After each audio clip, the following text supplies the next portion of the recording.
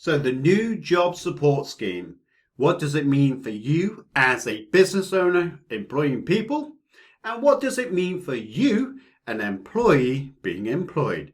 Check out this video as I go through all of the details.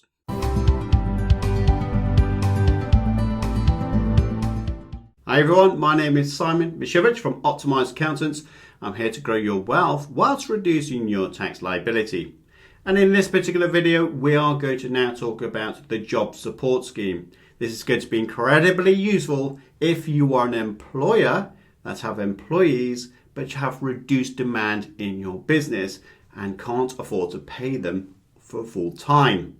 Indeed, you could be an employee and you want to know what your rights and entitlements are from your employer and indeed the government itself. So watch this video as we go through all these details. Now, if you are forced to close for whatever reason as a business owner, or indeed you are an employee and you've been subject to a business that's been forced to close, it can be quite terrifying. So I've created another video that talks about that very situation. So the link above my head and below this video description for you to watch that. This job support scheme takes over the coronavirus job retention scheme that ends on the 30th of October. So we've still got time for the job retention scheme if you are watching this video clearly before the end of October. So go check out that video if you're wondering if you are entitled to that. Again, link above my head and below this video description. And if you really want to read a lot more detail about the job support scheme, don't worry, I have provided you with a link. Guess where? You've guessed it, right below this video description. So make sure you go and check that out and it will be good bedtime reading for you. Now, if you are looking to grow your business or investment portfolio in the most tax efficient way, then our online community can help you do that. You can ask me, Simon Misiewicz, a lot of questions every Wednesday, and there's a 7-day free trial. So why not hook up to the 7-day free trial now and start to ask me questions next Wednesday. So as I mentioned, the job retention scheme, or the coronavirus job retention scheme as it was once known, will end on the 30th of October, or again, if you're watching this video after that date, has already ended the 30th of October. Now, the job support scheme will start from the 1st of November 2020 and will end in the first quarter of 2021. So the job support scheme, it starts on the 1st of November 2020, as we said earlier, and ends 30th of April 2021. Good period of time to get financial support from the government for your business. Now, eligibility, I'm going to use my laser pointer for this section. So the first thing is to note is that you as an employer must have been affected by COVID and or indeed all the lockdowns that you're seeing. It means you continue to grow or develop your business, but not at the rate you would like. It means you have not been stopped. You have not been forced to close your business. This is just a less of a demand on your business. So if in fact what used to happen on just before the 1st of November, around the first week of November, Rishi Sunak was pretty much saying that employees need to work for a third of the time. Andy Burnham from the Manchester local authority pretty much enforced a change in the government, and now the requirement to work is 20%. So in effect, you only have to work 1 day in the week if you're full time. Which is good news, really, to help businesses with this particular problem. Now, financials. The employers will pay employees for the time that they've worked. So in this regard, 20%. Now, of course, you can pay them more than 20%, but we've gone from the extreme here. So really, if you want to carry on working 2-3 days, then of course you can do that. But I want to give you an example if you just do 1 day per week. The employee will also pay 5% of the wages that has not been worked, but there is a cap of £125 per month. And the government will pay 61.67% not worked, but again, there is a cap of that as well of £1,541.75. That's a lot to take in. And there's also a job retention scheme bonus. So there's lots of information. So what I want to do here is give you an example. If you want to talk to us about your business or investment portfolios, then you can do so. You can book a call with us at Optimise Accountants and ultimately help grow your business in the right way. There's also a one-off tax consultation that you can take as well. So if you're worried about the job support scheme, you need one-off tax support, then you can call us for that as well. Don't forget to use the code YouTube25 to get the 25% discount. Now, I did say I'll give you an example of how this works, and I've tried to keep the numbers really to a minimum to help us through these examples. It's going to be pretty tricky, I've got to say, but I will try my best here. So it's divided by 3 columns. Normal pay, so that's what you are salaried, that's your contract. You've then got minimum worked of 20%, which the employers will pay. Again, this 20% could be 30, could be 40. You could work 2, 3, 4 days per week. But this is just a focus on the 20%. And then you've got unworked. So normal pay, £30,000 per annum as a salary. You'll notice that you're worked 6,000 and unworked 24,000. And then I've got monthly underneath that. So 30,000 divided by 12 gives you the 2,500. And equally, unworked, £24,000 of salary that you're no longer working, equates to £2,000. Now, there will be some support to you as the employee, but we need to have a look at it from an employer's perspective. Now, what you will notice is that the hours worked and paid would be £6,000. And I've tried to do this from an annual perspective for those that prefer to work that way, but I've also done it on a per month basis as well of £500. Now, as an employer, you will have to pay the employees 5% of their salary for the time that they've not worked. You'll notice in this example, it's 1,200, which basically equates to £100 per month in this example. The total employer payments will therefore be 7,200 and then £600 per month. So you can see that there's significant savings in regards to the actual salary of this particular person. So let's look at it now from an employee perspective. As we mentioned, I've just got to get my laser pointer back. You as an employee now, you have worked 20%, so you are entitled clearly to receive 20% of your pay, which from an annual basis is £6,000, and you've got £500 per month. You've then got this government support for the time that you have not worked. You will get this 61.67%. I've got 67, not sure why, but 61.67. And you'll get 14,800 annual salary, and pro rata on a monthly basis would be 1,233, which is a bit of a jump from the actual pay you received for the time you worked. The employer are being required to pay 5% of your salary for the time you've not worked, which is £100. So you will, in effect, get £1,833.40 per month. Now, that does mean from your normal salary, you will have unpaid £666.60, which is basically 2,500, which is your normal monthly salary, less the 1,833.40. So it gives you 66, which is equivalent to 27% of money that you will not be paid.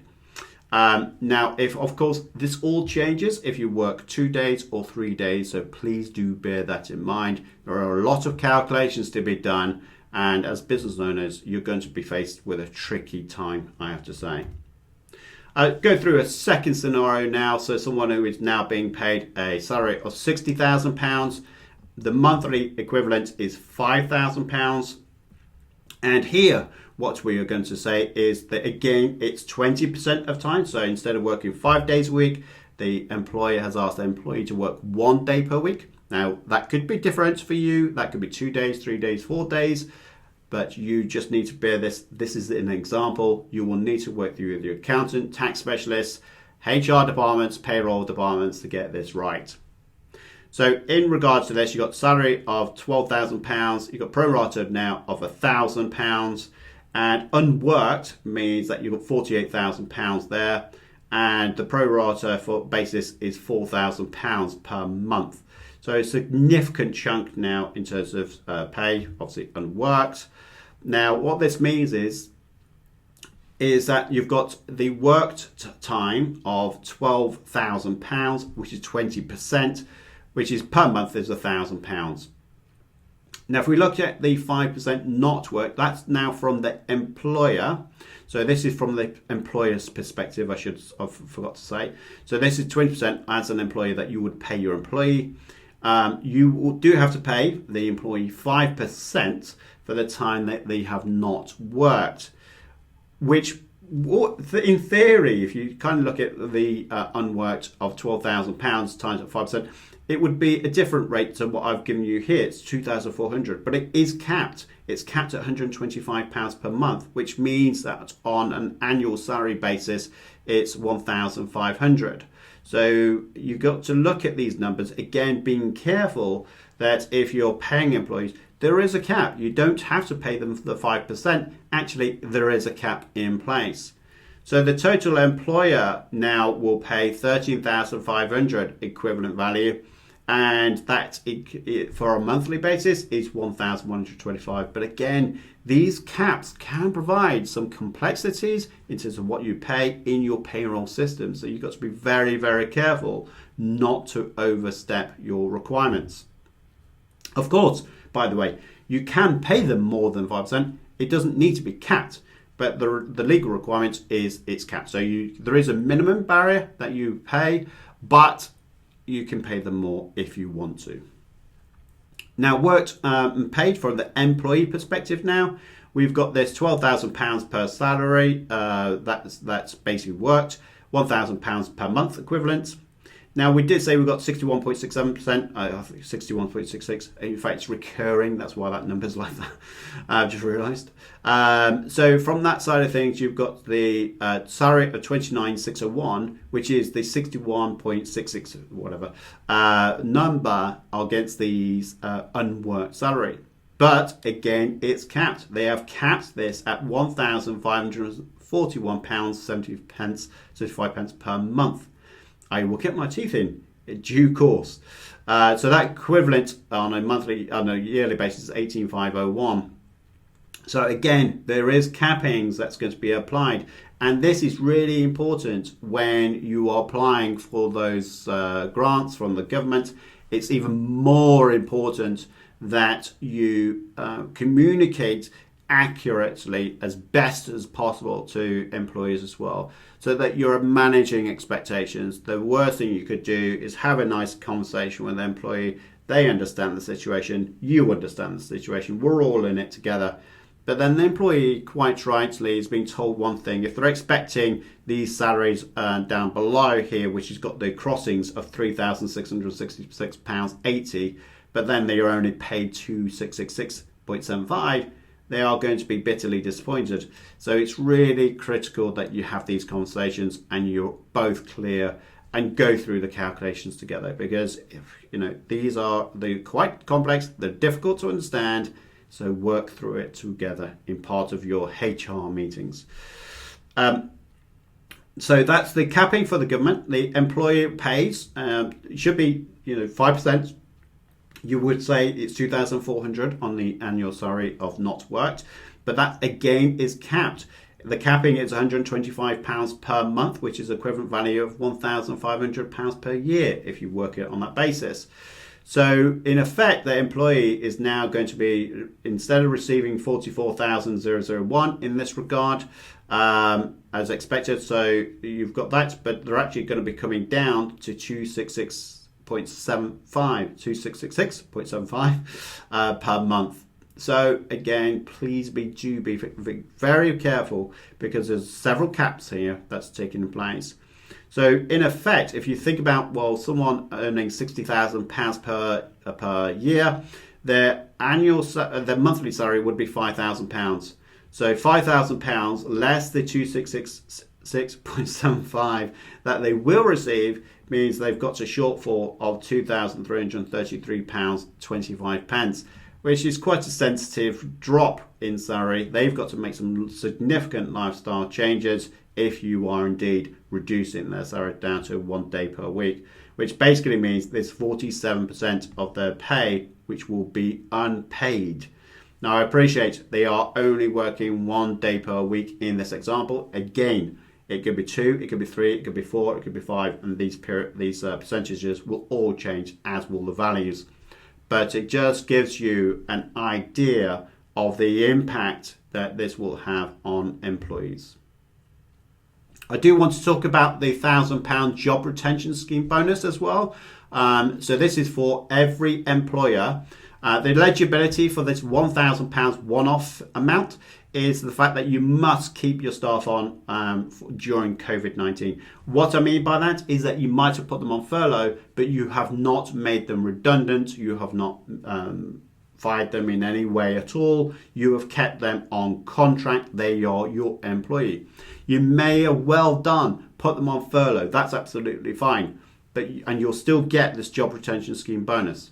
And it says here that you did not make them redundant and you've employed them all the way through 31st of January 2021. Really important that you do not make any changes to that contract of employment before that time. The financials is a one-off £1,000 bonus per employee. So if you've got 10 employees, you will get £10,000 in the form of this bonus that you will get. Time frames, it starts from the 15th of February 2021. That's when you can start your application for this £1,000 per employee bonus. It will end the 31st of March 2021, so you don't have too much time to remember that you've got this bonus to get. And the reason why it starts on 15th of February, really that's quite a good time because this period of time goes until the 31st of January 2021, and normally people get paid mid-month. So that's why it starts on that period of time. Hopefully you have found this video useful, but please do let me know how you're getting on with the job support scheme. It's a lot to take in, I do appreciate, but as an employer, how are you feeling about this job support scheme? Are you happy that you're getting the financial support, but are you a bit nervous that it's actually quite complex? And indeed, how are you going to now run this through your payroll systems? Have you spoke to your employees through contracts? And as an employee, please do drop me a line. What's your experience? How have your employers treated you through this process? Have you had sit-down meetings with your employer? And indeed, have you now got the financial numbers in front of you to be able to identify how much you will be paid? Press a thumbs up for this video if you've enjoyed it or found it informative, and don't forget to subscribe to this channel so that we notify you of every new video we release. Until next time, my name is Simon Misiewicz from Optimise Accountants, and I shall see you all again soon. Thank you.